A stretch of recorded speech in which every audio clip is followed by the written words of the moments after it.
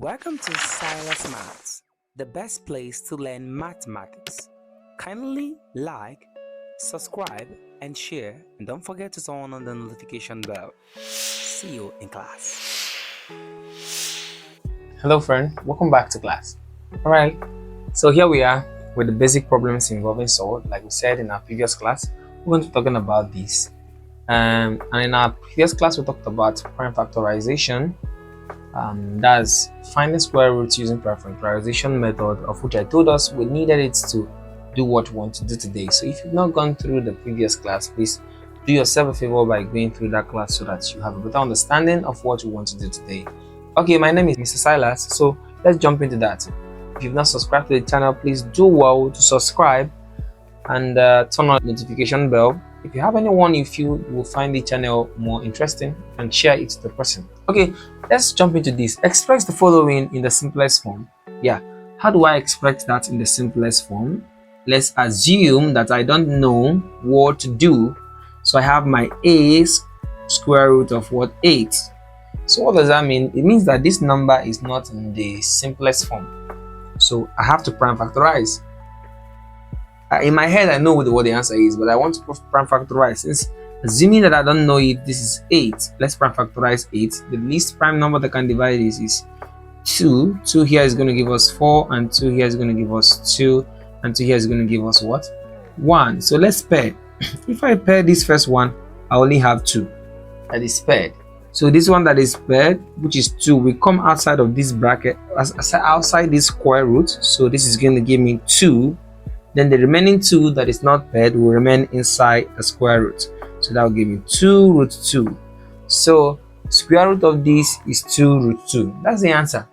Right, another way around, since it's just a small number, I can actually say or, and then say that square root of 8 is something as, what is the square number that will multiply, that can divide this? The least square number that can divide this is 4. So this is something as square root of what? 4 times 2. And square root of 4 is 2. You bring it out. Then this one remains inside. You have what? 2. But what if the number is very large? How do I know the square number that can multiply that? I will use my prime factorization method. Okay, so let's check the number, the letter B, or the second one, which is expressing this in the simplest form. I have root 98. So I have to prime factorize root 98. Let's see if it's going to enter here. Let's try to manage this space. So I have my 98. So what is the least number? Of course, 2. 2 is the least factor, prime factor that can go. 2 in 9 is going to give me, that is 4, remainder 1, and 2 in 18 is going to give me 9. Of course, 7 into here is going to give me 7, and 7 into here is going to give me 1. So I pair. If you discover the only number that I can pair here is 7. So 7 will come outside the bracket. So this will now become, instead of writing this becomes 7, which is the one that is paired outside the bracket. Then I'll have the square root of what? The one that is not paired, 2. So that means square root of 98 in the simplest form is 7 root 2. Yeah, 7 root 2. Okay, so the next one, which is this, I have root 100 and square root of 180. So we go ahead and prime factorize 180. So let's start with 2. 2 can go into this place. 2 in 18. 2 in 18 is going to give us 2 in 18, of course, yes, 9. Then into that 0. 2 again. 2 in 9 is going to give us 4, remainder 1. Into here is 5. Then 3 can divide 45. How do I know? We talked about that in our previous class. When you sum this, it gives you 9, which is a multiple of 3. So 3 can divide. 3 into 40. 3 into 4 rather is going to give us 1, remainder 1. Then 3 in 15 is going to give us 5. Yeah, 3 in that is 5. Then 3 can also divide again. 3 here, 3 in 15 of course is 5.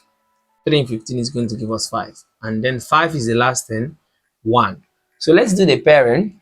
If we pair this, we're going to have 2. We pair this, we're going to have 3. Then this one that is not paired will remain in the square while we take the product of these two. So we say that square root of 180 in the simplest form is going to be the product of these two, which is 2 times 3, then square root of the one that is not paired, which is 5. That's going to give us 6 root 5. Yes, without using the calculator to do this is how we express that. Okay, so let's take a look at the second part of this class. Just take your time and go through the class. If you have any question, do well to drop it at the comment section. So let's take a look at this one. All right, so we are faced with these problems. They say simplify the following: square root of this, and this. So let's start with the first one: square root of 3 times square root of 7. Of course, remember what we said about product rule, and when two surds are multiplying, it simply means I can take the product of the inner numbers in the surds. So this gives us equal to what? 3 times what? 7. Yes, 3 times 7, and that's going to give us square root of what? 3 times 7 is going to give us 21. And 21, there is no way we can actually do this. No, nothing. We can't break 21. So that's already in the simplest form. Okay, yeah, that's the answer to that one. Then for 2, we have, or for the B, we have square root of 24 divided by what? Square root of 6. And remember what we talked about, what we said about division rule. Recall that when we have root of A divided by root of B, we can divide them in this form by saying that this is equal to root of 24 divided by 6. Yeah, that's what we considered in our 2 classes before now. So 24 divided by 6, of course, is going to give us 4, and square root of 4 is going to give us 2. Yeah, so the answer to this question is 2. And the next one I have here, I have C, which says we should simplify this,